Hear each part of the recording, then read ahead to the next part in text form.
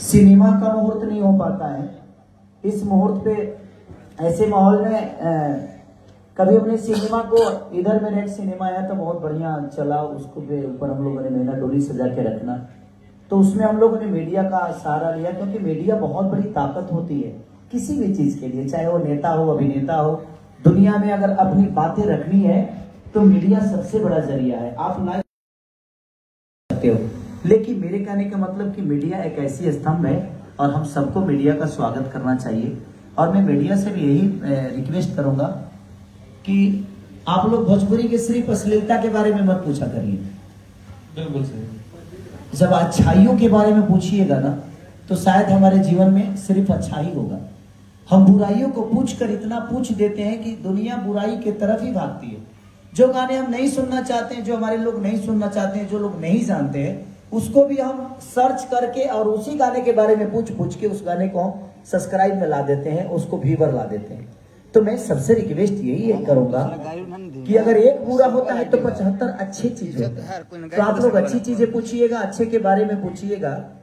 तो रावण तो एक ही था, लेकिन रामायण भगवान मर्यादा पुरुषोत्तम श्री राम कहलाए तो सिर्फ एक रावण के मारने से नहीं कहलाए। वो उनके जीवन में बहुत सारी रास्ते में घटना घटी, चौपाइयां बहुत है रामायण में, खाली रावण को पकड़ के तुलो चलता रहा।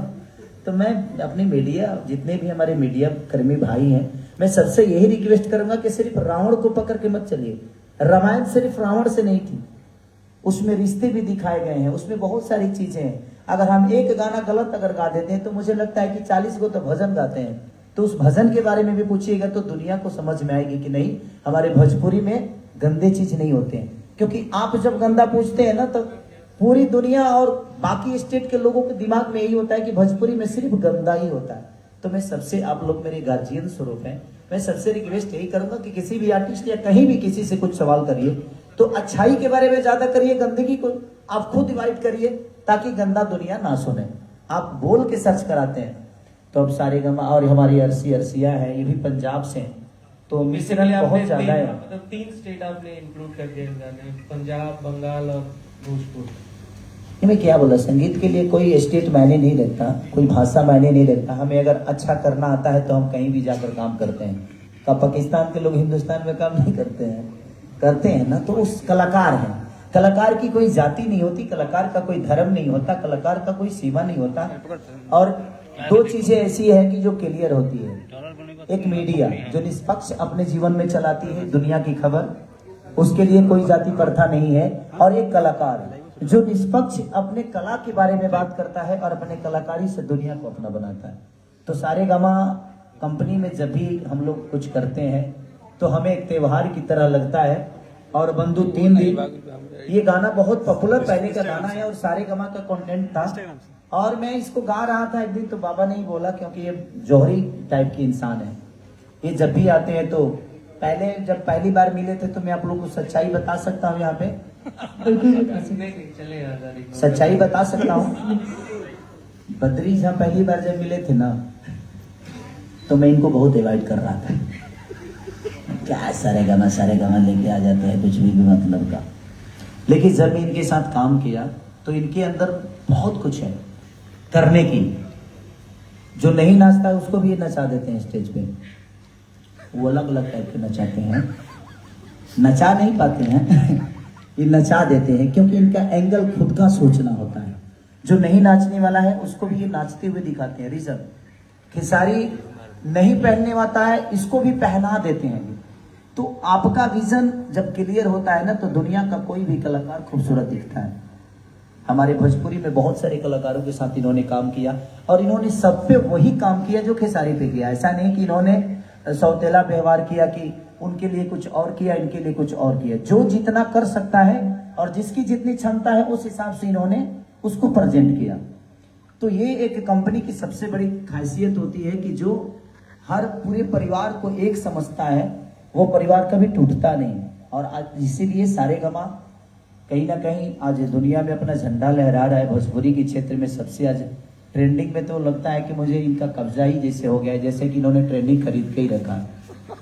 एक होता है ना, ये तो प्यार है आपके दर्शकों का कि मतलब अभी 5 गाने ट्रेंड कर रहे हैं, उसमें से 4 तो आपके हैं, तो टॉप म्यूजिक में तो 10 है मेरे, नहीं मतलब सिर्फ सारे गाने। सारे गमा के 4 हैं। तो मुझे लगता है कि मैं, एक होता है कि कभी कभी हम लोग जानते भी नहीं थे ट्रेंडिंग का मतलब क्या होता है, बट एक गाना मेरा जी से आया था, उसने पहली एक छठ का गाना था जो मेरा पहली बार ट्रेंड किया था, तो मुझे भी लगा ये नया प्लेटफॉर्म है क्या। तो पहली बार जी से मेरा ट्रेंडिंग शुरू हुआ और उसके बाद सारे भोजपुरी गाने, आज मुझे लगता है कि 15 गाने हम सबके भोजपुरी के होते हैं। तो ये गर्व की बात है कि हमारा भोजपुरी समाज और हमारे चैनल का पहला जो ट्रेंडिंग सॉन्ग था वो भी इन्हीं का था, जय जय शिव शंकर। उस ट्रेंडिंग सॉन्ग से सिलसिला शुरू हुआ है। चिंता मत करिए, जो भी आपके कंपनी पे बड़ा होगा वो मेरा ही होगा। ऐसा नहीं है, जो बेहतर करेगा सबका। देखिए भाई, मैं कभी कभी मस्ती करता हूँ तो प्लीज यार कंट्रोवर्सी उससे मत करना यार, नहीं तो मैं बहुत फंस जाता हूँ मतलब कि अपने जुबान की वजह से, क्यों हाँ थोड़ा सा टेढ़ा टाइप का हूँ मैं। आशीष जी आपको आपके पास भी है, थोड़ा सा बोल लीजिए ना, तो लोग बोलेंगे जो है। आशीष जी के साथ हम लोगों ने फर्स्ट टाइम काम किया है, तो इनका पहला गाना आया था नथुनिया, जो कि हमने रात में शूट किया था, और दिन में हम लोगों ने बंदूक 3 दिन शूट किया था। मतलब आई थिंक मई जून था, गर्मी इतना ज्यादा था। तो आपका एक्सपीरियंस कैसा था हम लोगों के साथ, मतलब ये जो पहला गाना आपने शूट किया, टेक्निकली आपका पहला गाना हमारे साथ। तो सबसे पहले तो आई एम सो सॉरी, मेरा गला थोड़ा सा खराब है। आप मेरी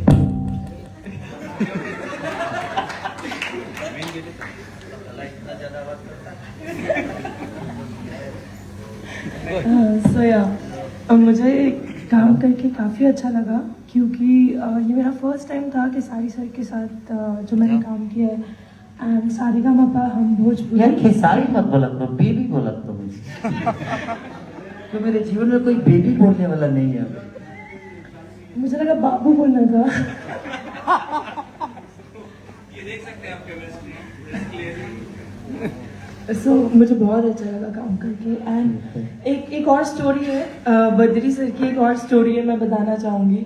पहली बार मैं किसी सेट पे रोई हूँ, वो बद्री सर की वजह से। इन्होंने मुझे डांट दिया था, लास्ट का शॉट था, इन्होंने मुझे डांट दिया और मैं बोला हाँ मुझे डांट दिया, ओह माय गॉड। और मैं रो रही थी और फिर खेसारी सर आए, उन्होंने मुझे गले से लगाया, मुझे चुप कराया, बेटा तुम हार्ड वर्क कर रही हो, तुम्हारा हार्ड वर्क एक दिन रिजल्ट लाएगा। सर आपको याद है? हाँ, मुझे मेरे जीवन में हर चीज मुझे याद रहता है, लोग भूल जाते हैं।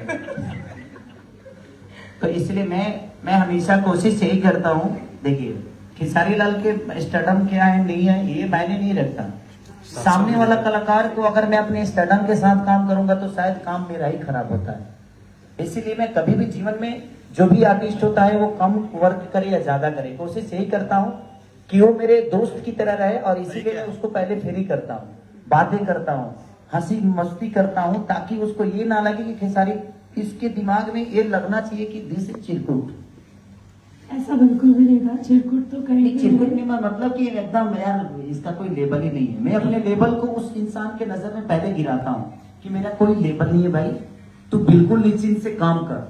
लेबल जो होगा वो पर्दे पे हो सकता है क्या नहीं, बट मैं उसके नजर में पहले अपने लेबल को गिराता हूँ, उसके बाद उसके साथ काम करता हूँ। सर में एटीट्यूड नहीं है, दैट सर बताना चाह रहे हैं। सर एटीट्यूड नहीं दिखाते कि आई एम स्टार, कि मेरे पास बहुत ज्यादा फैन फॉलोइंग है, मेरे आगे पीछे लड़कियां घूमती हैं, लड़के घूमते हैं, ऐसा नहीं दिखाते।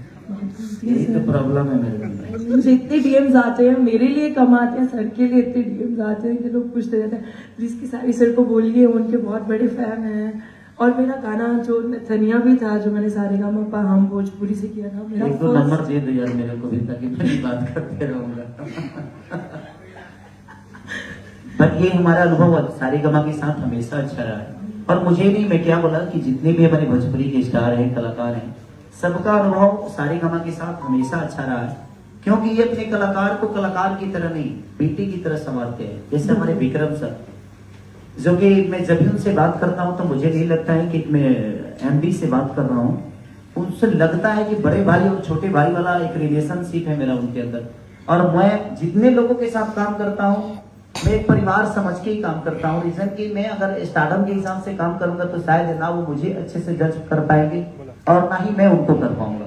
तो हर इंसान को, मैं जितने भी हमारे कलाकार जो मेरे भाई हैं, बहनें हैं, जो मेरे दोस्त हैं, सबसे मैं यही बोलूंगा कि जिंदगी में एटीट्यूड को अपने पर्दे पे रखना, लेकिन अपने एटीट्यूड को, अच्छे नेचर को दुनिया के सामने रखना, एटीट्यूड के साथ काम करना, बट जिंदगी को एटीट्यूड के साथ मत जीना। रीजन की एटीट्यूड आपके काम में होगी ना तो दुनिया आपको पसंद करेगी, लेकिन एटीट्यूड अगर आपके नेचर में होगा तो शायद आपके अपने परिवार भी आपको छोड़ देगा। इसीलिए जिंदगी में हमेशा एटीट्यूड अपने काम में रखिए। तो बोलिए ना, मैं वही कह रहा हम बोलते रहते हैं क्योंकि हमारे मुंह पे मीटर नहीं लगा है, बिजली कभी नहीं लगता है। बोलिए यार। तो आपका जो एटीट्यूड है तो वो उससे तो सीखने के लिए भी है यंगस्टर्स के पास कि सबसे पहला तो मेहनत जो है वो ज़्यादा जरूरी है जिंदगी में। मुझे लगता है कि मैं 3 बजे सुबह भी आता हूँ तो कम से कम 400 डिप्स मार के सोता हूँ, क्योंकि मैं जानता हूँ कि ना मेरे पास बॉडी थी ना मेरे पास गायकी थी। आज भी गायकी नहीं है, आज भी बॉडी नहीं है, आज भी शक्ल से मैं बहुत सलमान खान नहीं लगता, बट कोशिश करने में क्या जाता है, हम अपने आप को बदल सकते हैं।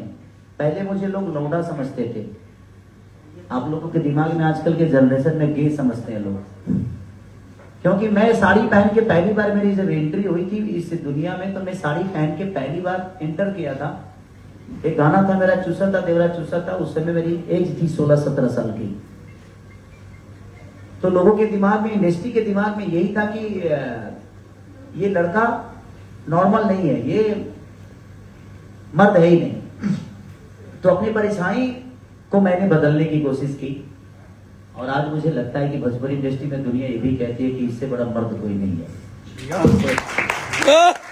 क्योंकि हमने अपने हर उस परछाई को बदला जहां लोग ये बोलते थे कि ये खेसारी लाल यादव मर्द नहीं है। क्योंकि मेरी पहचान हुई थी, साड़ी पहन के मैं इंटर किया था। तो कलाकार जो होता है ना, उसका कोई आकार नहीं होता है, जहां जिसन तहां तिसन ना करे तो मर्द कैसा। तो इंसान जब कला के क्षेत्र में होता है तो आज पूरी दुनिया के नायक कहने, हिंदुस्तान के नायक कहने जाने वाले हमारे बच्चन साहब, उन्होंने भी साड़ी पहनी। तो कला क्षेत्र में ये मायने नहीं रखता कि किसने साड़ी पहनी और किसने घाघरा पहना, वो लोगों के मनोरंजन के लिए था, लेकिन लोगों ने उसको गलत साबित कर दिया कि आई एम रॉन्ग। बट कोई नहीं, आज भी मुझे साड़ी पहनना होता है तो मुझे डर थोड़ी लगता है। अब मुझे क्या बताना है लोगों को कि मैं क्या हूं, सब तो जान ही चुके हैं क्या ये मर्द। तो इसलिए कभी भी अपने पहचान को बताने के लिए आपको आपका वर्क ही बता सकता है। आप दुनिया को क्लियर करने जाओगे ना तो फंसते चले जाओगे, क्योंकि ये दुनिया एक दलदल है और दुनिया ही आपको निकालती भी है। दुनिया एक रस्सी भी है और दुनिया एक दलदल भी है। तो आप फंसना चाहते हो कि निकालना चाहते हो? शांत रहोगे तो कोई ना कोई रस्सी फेंक ही देगा, और हिलो डोलोगे तो धंसते जाओगे। इसीलिए जिंदगी में कभी भी सलीलता के साथ काम करिए। आपदा आती है, मेरे जीवन में मुझे लगता है कि अगर मैं खुश 2 महीने होता हूं ना तो 6 महीने तो मैं कम से कम परेशान ही रहता हूं। तो जो गाड़ी आगे चलती है ना, सबसे ज्यादा रिस्क उसी को होता है। जो सवारियों को लेकर चलता है उस ड्राइवर पे कितना रिस्क होता है, क्योंकि सारे सवारियों को मंजिल तक पहुंचाना है। और मैं एक कंपनी करीब मुझे लगता है कि 70 कंपनियों के लिए काम करता हूँ, और वो 70 कंपनी सारे गमा नहीं है। कुछ लोग ऐसे भी हैं जो अपना खेत बेच कर कंपनी खड़ा की है, और मैं कोशिश यही करता हूँ कि वो भी एक दिन सारे गमा के बगल में बैठेंगे। आप भी सारे गमा बन सकते हैं, सारे गमा आसमान से नहीं, लेकिन हाँ आज सारे गमा अपने आप को सारे गमा समझता ही नहीं। आज भी जमीन पे रह के कलाकारों का सम्मान करके कलाकारों के लिए क्या कर दें। मुझे इतनी अच्छी व्यवस्था, भाई सच पूछिए तो मैं माइक पे बोल रहा हूँ, कितने लोगों को बुरा भी लगेगा, इतना अच्छा व्यवस्था आपको सिनेमा में भी नहीं मिलता है यार। जैसे इतना स्वीट रूम वगैरह, मैं तो स्वीट रूम में इनका ही में रहता हूँ, बाकी तो हमारे को चटाइयों पर छुटा डालू। एक सिनेमा था, मैं गया था यूपी में करने, सर बारात घर में सो के 15 दिन काम किया, क्योंकि मेरे नेचर में है कि मैं वहां काम करने गया हूँ। मैं रहा हूँ स्वीट रूम में, ये दुनिया देखने नहीं आई। मैं काम कितना अच्छा किया हूँ ये दुनिया देखने आई। तो मैं उस चीजों पे ज्यादा फोकस नहीं करता, क्योंकि वो पर्दे के पीछे की चीज है। लेकिन जब भी बद्री साहब मुझे बिजनेस क्लास का टिकट भी देते हैं, बोलना पड़ता है और बोलता है आदमी की तरह, ये देख लीजिएगा 2-4 हजार ज्यादा लगता है, क्या फर्क पड़ता है, वो काट लीजिएगा मेरे हिसाब में से। लेकिन ये काटते नहीं है, ये ब्राह्मण कुल है, और ब्राह्मण कुल के हर आदमी को मैं सम्मान करता हूँ, क्योंकि मैं एक शिष्य भी ब्राह्मण का ही हूँ। तो कहीं ना कहीं इनके लिए मेरे मन में हमेशा एक सम्मान और एक बड़े भाई की तरह, मैं कलाकार बाद में हूँ, पहले इनका छोटा भाई हूँ, तो जब भी मिलता हूँ तो पैर छूता हूँ इनका। ये क्या है नहीं पता मुझे, बट एक ब्राह्मण कुल के इंसान है, इसीलिए मैं इनका पैर छू के प्रणाम करता हूँ, तो मुझे ऊर्जा मिलती है कि नहीं मैं आशीर्वाद ले रहा हूँ। तो जिंदगी में कभी भी वो किस जाति से कौन आता है ये मायने मत रखिएगा, अगर वो आपसे बड़ा है तो उसका पैर जरूर छूइएगा। जानते हैं किसके हाथ में आपका कीर्तिमान लिखा है, किसी को पता नहीं। तो झुकने से बहुत कुछ मिलता है, अकड़ने से सिर्फ मौत मिलती है। तो कोशिश करिए कि झुक के अपने जीवन को बड़ा करिए, अपने माँ बाप का सम्मान करिए, अपने बड़ों का कद्र करिए। उससे बेहतर जीवन जीने का कोई जरिया नहीं है और उससे बड़ा हथियार कोई नहीं है। अगर 10 लोग आपको जान गए तो वही 10 20 को जनाएंगे, वही 20 30 को जनाएंगे, और ऐसे ही दुनिया में आप एक मिसाल कायम कर जाओगे। और दुनिया का सबसे बड़ा तरीका एक ही है कि खुद को बस डाउन टू अर्थ रखो, ये दुनिया का सबसे बड़ा हथियार है। Thank you. क्या बहुत जबरदस्त।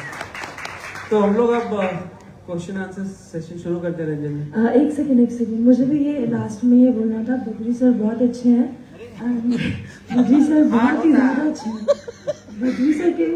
बद्री सर का दिल बहुत अच्छा है, उन्होंने मुझे डांटा था कोई बात नहीं सर, मैंने पहली बार डांट खाई थी, तब से हम ज्यादा बहुत अच्छे हो गए हैं। और मैंने बहुत अच्छे से एक्टिंग भी की थी उसके बाद में। बद्री सर बहुत अच्छे हैं, कोई मत भूलिएगा। आप कोई सवाल करना चाहता है? हाँ सर, आपने इससे पहले बंगलिनिया सॉन्ग गाया था, आपको बंगाली लोग कैसे लगते हैं? भाई जहाँ हमारा बिजनेस होता है वहाँ सब लोग अच्छे लगते हैं। खेसारी भैया, सबसे पहले तो आपको नवरात्रि की हार्दिक शुभकामनाएं। Thank you so much. और आपका जो गाना है ये बंधु 3 दिन, ये गाना अभी पूरे भारत में ट्रेंडिंग नंबर 3 पे ट्रेंड कर रहा है, क्या कुछ कहना चाहिएगा? तो ये देखिए लोगों का प्यार है। मैं माइक में बोलूंगा, मुझे लगता है कि माइक में बोलूंगा तो शायद आपके कैमरे में उस चीजें साफ नहीं आएगी। आ रही ट्रेंडिंग में होना और नहीं होना ये मेरे लिए मायने नहीं रखता। मैं लोगों पे अपनी छवि और अपने संगीत का असर कितना छोड़ जाता हूँ ये मेरे लिए मायने रखता है। मैं व्यूवर के लिए काम नहीं करता कभी कि मेरा व्यूवर कितना आ गया, मेरे रील कितने बन गए, नहीं। मुझे लगता है कि मैं असर कितना कर गया। देखिए मेरे कहने का मतलब कोरोना काल में जान कितनी बची ये मायने रखता है, मरे कितने लोग ये मायने नहीं रखता है। हमें गिनती बचाने वाले की होनी चाहिए। तो हमारे संगीत से खुशी कितने लोगों को मिल रही है मैं उसके लिए हमेशा काम करता हूँ। और एक चीज और की, मैं महीने के 20 गाने गाता हूँ। कितने लोगों का ये होता है कि यार इतना गाना क्यों गाते हो, इतना गाना। मैं 20 घर चलाने के लिए गाता हूँ, मैं अपना घर चलाने के लिए नहीं गाता हूँ।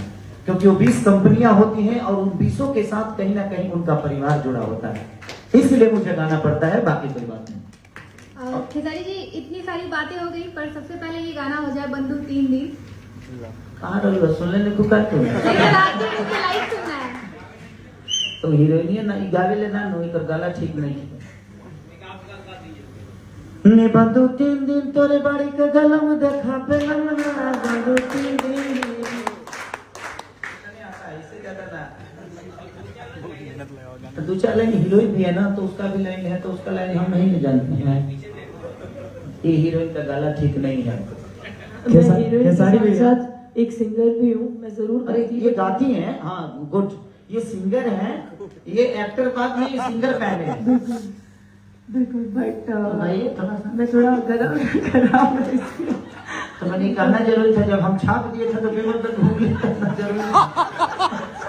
मैंने कहा सबको पता होना चाहिए कि मैं सिंगर भी हूँ। अरे आपको क्या हो सकता है इन फ्यूचर कि बद्री जी मैं और मुझे और सर को एक गाना दे दें। एक उड़ीसा का कंपनी खोल रहे हैं, आपसे उड़िया गवाएंगे। मैं गा लूंगी, मैं सारी लैंग्वेजेस में काम करूंगी। अरे बिल्कुल बिल्कुल, आप टैलेंटेड है, कूट कूट भरा है आपके अंदर। भैया प्रणाम। हाँ प्रणाम भैया। हेले बनिए।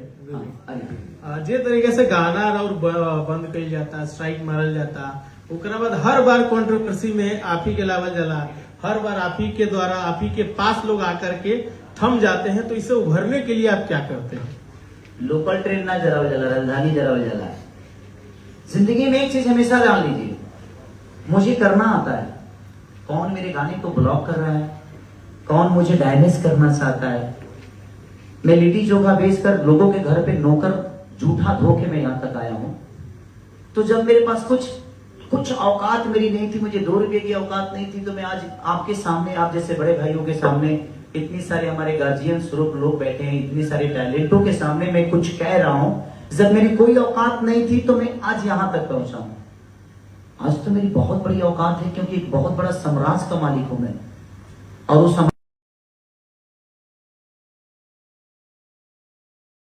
आपके आशीर्वाद हुआ करते थे। और मैं आज तो मुझे लगता है कि अरबों में मेरे माँ बाप हैं, अरबों में मेरे भाई हैं, अरबों में मेरी माँ है, अरबों में मेरी बहन है। तो इतने सारे परिवार के एक बेटे को इतना तकलीफ कोई कितना भी चाहे तो नहीं दे पाएगा, क्योंकि लोगों का प्यार है। खेसारी भैया, आप लाइव आके कह रहे हैं कि ये किसी की साजिश है, कौन है इन सब के पीछे? अभी तो मीडिया का काम है पता करना, यह हमें पता करके बताइए। जिंदगी में देखिए, एक बात बताएं आपसे, जब इंसान आगे बढ़ता है ना, तो आगे बढ़ने का कोई रीजन नहीं होता है, लेकिन पीछे आने के बहुत सारे रीजन होते हैं उसके। क्योंकि आगे बढ़ने का कोई रीजन उससे कोई पूछता नहीं है, क्योंकि जो रास्ता वो तय करता है उसको पता ही नहीं है कि इस रास्ते में क्या क्या कष्ट होने वाले हैं। अगर आपको अपने उन्नति के रास्ते पता चल जाए कि यहाँ ये कष्ट होगी, वो कष्ट होगी, तो उस कष्ट से इंसान घबरा के अपने आप को हथियार डाल देगा, वो कभी कामयाब नहीं होगा। लेकिन उतरते हैं ना जब हमें नीचा गिराया जाता है, तो उसमें भी अपने ही हाथ होते हैं। न तका बढ़िया के राम जी के गति होता है, मैं मतलब करमाइए उनका के बौन भेज दे। तो जिंदगी में जब भगवान राम को भी ये सारी चीजें सहनी पड़ी है, तो हम लोग तो एक आम इंसान है। तो मति के गति गति भूत बढ़ाई, जो जन जतन जहां ले पाई। जिंदगी में कोई जरूरी नहीं है भगवान का नाम लेना। एक घड़ी पुनियाद घड़ी यादों में पुनियाद, तुलसी से हंसाब के क्यारे को टबरा। भगवान का नाम एक बार नाम से ले लीजिए। और मेरे लिए मेरा ईश्वर अगर कोई है तो मेरी जनता है।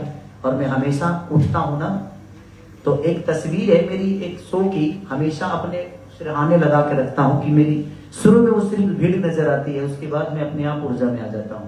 मेरे एक गाने के मेरे 50 नहीं 5000 भी गाने ब्लॉक हो जाएंगे ना, फिर भी कोई मुझे कोई पीछा नहीं कर सकता। उसका रीजन क्या है? कितना ब्लॉक करेंगे आप करके देखिए। आप मुझे ब्लॉक नहीं कर रहे हैं, मेरे गानों को ब्लॉक नहीं कर रहे हैं, कहीं ना कहीं लोगों के विश्वास को ब्लॉक कर रहे हैं आप। और एक कंपनी के अंदर इतनी पावर है तो ठीक है। जब एक कंपनी मेरे साथ नहीं थी तब मैं यहां तक पहुंचा। आज तो मुझे लगता है कि तो सारे गाना तो क्यों नहीं ब्लॉक कर रहा है?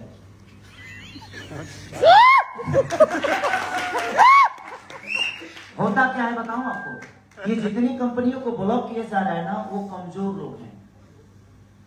वो अपने खेत बेचकर, मजदूरी करके, मेहनत करके, गाना लिख लिख के उन्होंने 2 पैसे कमाया और कमा के, और खेसारी को जितना देना था दिया, क्या दिया मुझे पता नहीं।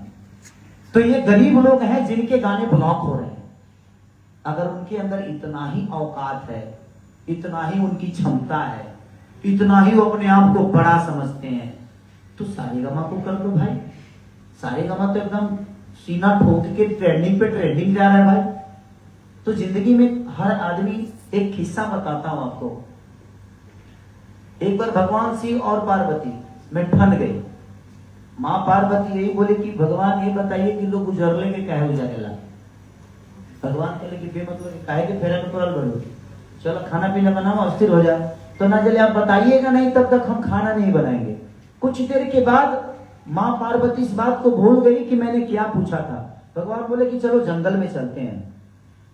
जंगल में जाने के बाद बोले भगवान की कुछ बनाओ पार्वती, कुछ भूख सी लगी है मुझे। तो माँ ने लकड़ी लाया, ईटा लाया, खाना बना के उनके सामने परोस दी। तो भगवान पूछे कि बताओ कि लकड़ी कहां से आया? तो मैं यहां से लाई। भांग कहां से आया? तो यहां से आया। ईटा कहां से आया? तो बोले कि 2 ईंट था, तो एक इनार था, उस इनार में एक इनार थोड़ा सा ढह गया था और दूसरा ठीक था। तो उन्होंने बोला तो किसमें से ईटा लाई? तो जो ढह गया था उसी में से लेके चलिए।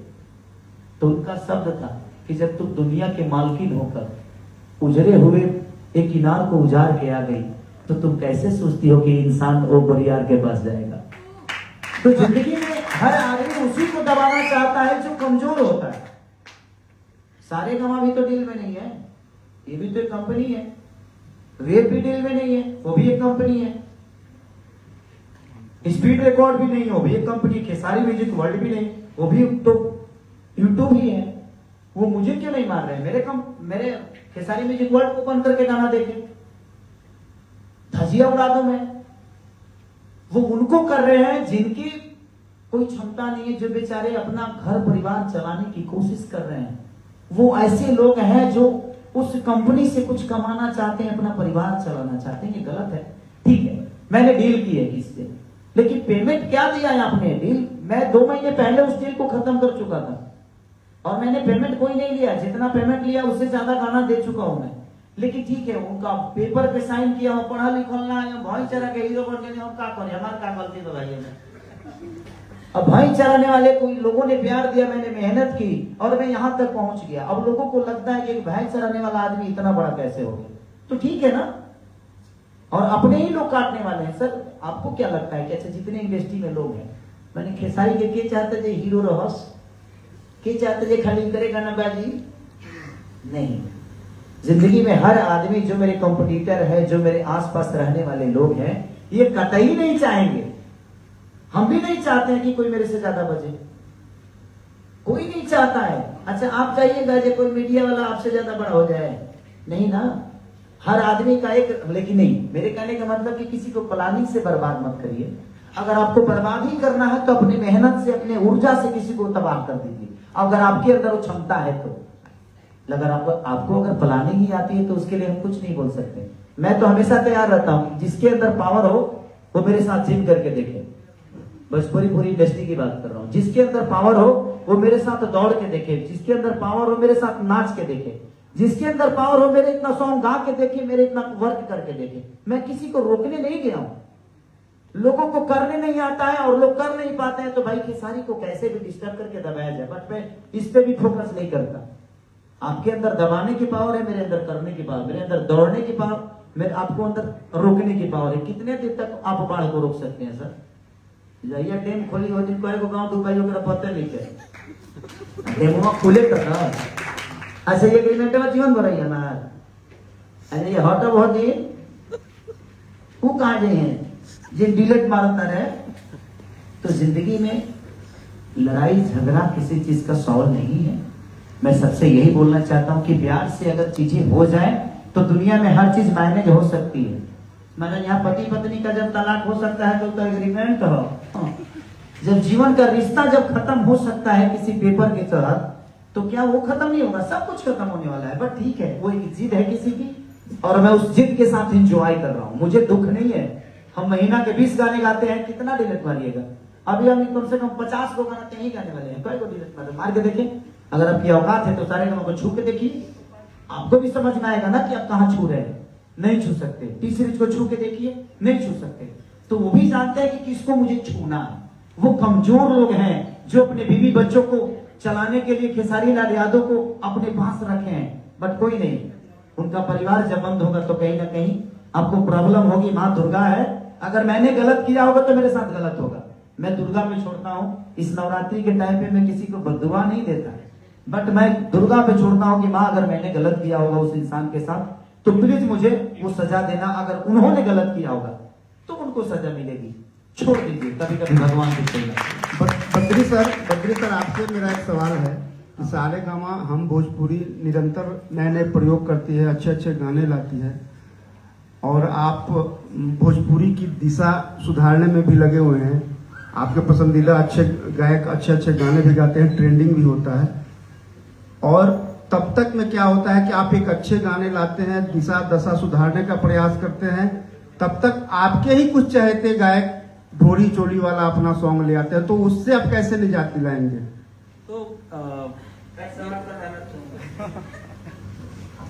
तो इसका जवाब तो खेसारी जी ने दे ही दिया है कि अगर हम लोग अच्छे पे कंसंट्रेट करेंगे तो अच्छा ही लोग देखेंगे। तो जैसे हम लोगों ने नथुनिया किया, नथुनिया के बाद हम लोगों ने इनका देवी गीत किया, भव्य देवी गीत था, वो भी ट्रेंड कर रहा है, आज भी ट्रेंड कर रहा है। अभी हम लोगों ने बोंदो 3 दिन लिया। तो हम लोग कंसंट्रेट कर रहे हैं एक चेंज के ऊपर कि हम लोग कैसे अपने ऑडियंस को एलिवेट करें। और आने वाले समय जब हम लोग फिल्म में भी जब अपना एक आउटपुट देंगे आपको, तो आप देखेंगे कोई चीज कैसे लेके आ रहे हैं। ये देखिए हम लोगों की टीम है। मतलब मैं एयरपोर्ट पे जाता हूँ तो CIS में तो हम लोग की तरफ वाले लोग भाई तो बादशाह वाले गाने मुझे ऐसा लगता है कि मुंबई एयरपोर्ट पे रोक के मुझे बोला था भाई विकास जी है, सब लोग मतलब जनरली बात होता है कहाँ जा रहे हैं, तो बोले कि अच्छा वो जो बादशाह से रैप कैसे करवा लिया। तो ये जो चीज है, जो चेंज है, हम लोग निरंतर करते रहेंगे तो अपने आप चीजें बदलेंगी। आज मतलब जैसे इन्होंने कहा कि किसी भी भाषा या कलाकार का कोई सीमा नहीं होता है, तो इम्प्रूव करेंगे हम लोग को। जब मैं इस इंडस्ट्री में आया था, सॉरी मतलब ये बताना चाहूंगा मैं कि सबसे कम रेवेन्यू यूट्यूब से हमें मिलता है। आज सबसे ज्यादा रेवेन्यू मुझे लगता है कि 16,000 मिलियन। हम नहीं मतलब 16,000 हमको हजार सबसे बड़ी जानते हैं कि हम गांव के आदमी, हमको ना हजार समझ में आता है ना 1000 समझ में आता है, जो मुंह में आता है वही समझ में आता है। तो सबसे ज्यादा रेवेन्यू कमाने वाली वो कंपनी होगी भोजपुरी इंडस्ट्री में। तो ये उनका ऊर्जा है। और हमारे पत्रकार महोदय, क्या नाम है आपका? रंजन जी ना। रंजन जी ने पूछा, आपका सवाल बिल्कुल जायज था रंजन भैया। और आप एक, मैं इस इंडस्ट्री में आने से पहले आपको जानता हूँ, आने से पहले कि आने के बाद जाना तो मुझे पता चला कि देखिए गार्जियन स्वरूप आप मेरे लिए हमेशा रहे हैं। हम क्या कर रहे हैं इस पे हमें फोकस करना चाहिए। दुनिया क्या कर रही है इस पे अगर हम फोकस करेंगे तो शायद उलझ के रह जाएंगे। हमारे अंदर जो क्षमता है हम उससे अपने आप को, अपने समाज को, अपने भाषा को बदलने की कोशिश कर सकते हैं। अब दुनिया क्या कर रही है, अगर हम दुनिया को बदलने जाएंगे तो शायद मुझे लगता है कि एक एक आदमी को बदलना बहुत कठिन काम है। इसीलिए आप खुद को बदल दीजिए, दुनिया तो आप में ही है। अपने आप को दुनिया समझ लो और अपने आप को बदल दो। शायद मैंने अपने आप को बदला तो आज पूरी दुनिया तो मेरी ही है ना। तो खुद को बदलिए, दुनिया को मत बदलिए कि दुनिया क्या कर रही है। आशी मैम एक आपसे सवाल क्या है। बात है, क्या बात। आशी मैम से एक सवाल है। आवाज ठीक नहीं है हाँ, तो ध्यान से। पहले वाले में चेन आपने लिया था खेसारी जी का गाने में। हाँ, इस बार भी कुछ आपका कॉस्ट्यूम में कमी पड़ा था क्या? खेसारी जी से हेल्प लेना पड़ा था क्या? और गाने, दूसरा गाना है उनके साथ, तो कैसा आपको काम करके अनुभव हुआ दूसरे गाने में? मुझे एक्चुअली ये गाना हमने पहले शूट किया था, नथनियाम ने बाद में किया था। तो इस टाइम पे सर ने मुझे एक्सप्रेशंस बताए थे कैसे देने हैं, बिकॉज मुझे लैंग्वेज समझ में नहीं आती है अच्छे से भोजपुरी। तो सर ने मुझे एक एक मतलब समझाया था, देखो इसका मतलब ये है, इसका मतलब ये है। और काफी मजा आया सर के साथ। बहुत फ्रेंडली नेचर है सर के साथ, दोस्तों वाली बातचीत है। तो है ना सर, हम दोस्त है ना। पहली बार हम दोस्त नहीं बनाते हैं, या तो राखी बांधो नहीं तो बीबी बन जाओ। बद्री भैया मस्ती खाए, इसको दिल पे मत लेना। नहीं सर, बहुत फनी है। रखिए वाला दिल पे ले लेना, बाकी दिल पे मत लेना। बद्री में बद्री भैया से एक सवाल होगा। बद्री भैया, आपके चैनल पे सारे गाने आते हैं, सब स्टार्स के आते हैं। 2 स्टार के गाने बड़े चलते हैं, बहुत सुपरस्टार है दोनों लोग। आपकी नजर में कौन सुपरस्टार है? क्योंकि ये सवाल यूट्यूब पे बहुत चलने वाला है। तो आपकी नजर में कौन सबसे बड़ा सुपरस्टार है आपकी नजर में?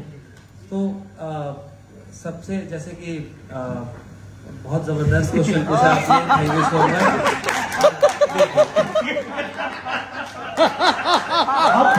अब पता चलेगा, पहली बार बद्री झा फंसे हैं और क्लियर बताना पड़ेगा। कोई घुमा, मैं इधर हूँ फिर आपके साथ हूँ। तो सुपरस्टार के साथ क्या कह रहे हैं? हाँ कैसे हो सकता है? तो नहीं, तो खेसारी जी को देख के वो फीलिंग आता है ना कि काजल तुम सिर्फ मेरी हो वाला।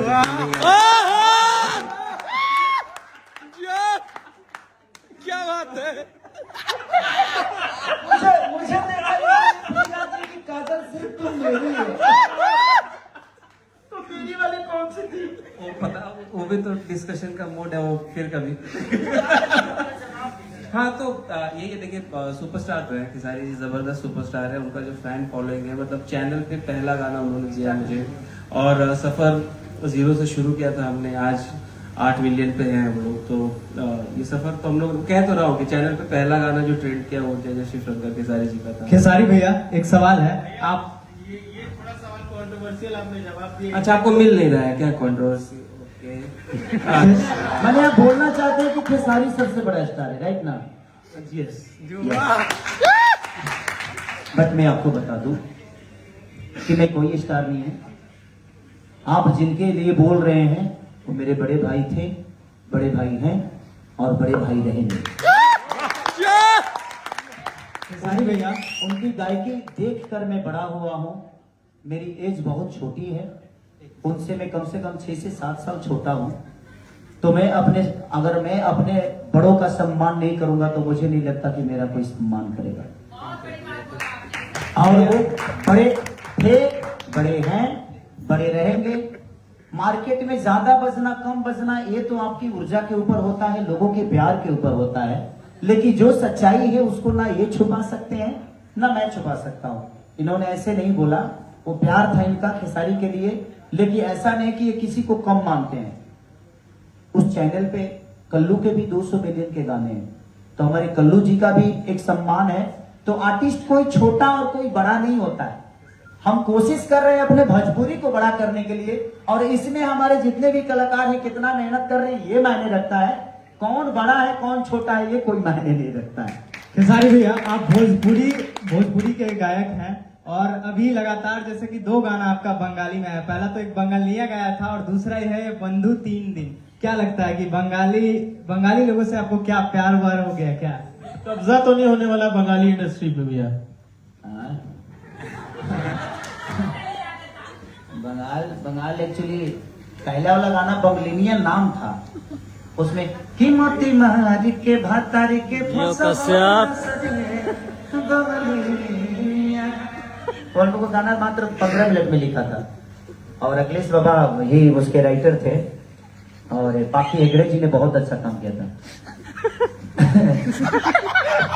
हम नहीं बताएंगे, आप बता दीजिए।